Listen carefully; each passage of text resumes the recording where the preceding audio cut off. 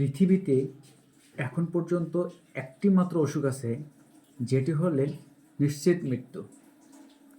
সেটি হলো জলাতঙ্ক বা রেবিস। জলাতঙ্ক হলো রেবিস ভাইরাস দ্বারা আক্রান্ত একটি রোগ, যা কুকুর, বিড়াল, বন্য প্রাণী যেমন শিয়াল, বেজি ইত্যাদির কামড়ের কারণে হয়ে থাকে। তাই এই রোগ থেকে বাঁচার একমাত্র উপায় হলো ভ্যাকসিন দেওয়া। আজকে আমরা বলবো কি ভ্যাকসিন দিবেন, কখন দিবেন, কিভাবে দিবেন। যদি কোনো ব্যক্তিকে উল্লেখিত প্রাণীর সমূহ কামড় দেয় তাহলে অবশ্যই তাকে রেবিস ভ্যাকসিন দিতে হবে।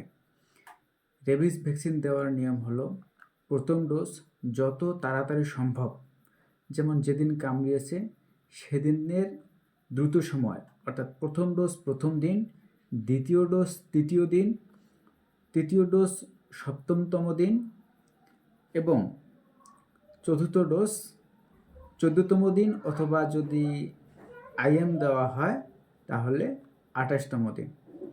যদি এই ডোজ কেউ কমপ্লিট করে তাহলে আশা করা যায় তার রেবিস আক্রান্ত হওয়ার সম্ভাবনা 99% কমে যাবে।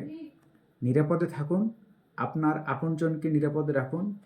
আপনার প্রতিবেশীকে দেখার জন্য বা আপনার আপনজনকে ভিডিওটি দেখার জন্য ভিডিওটি শেয়ার দিয়ে আমাদের পাশে থাকুন।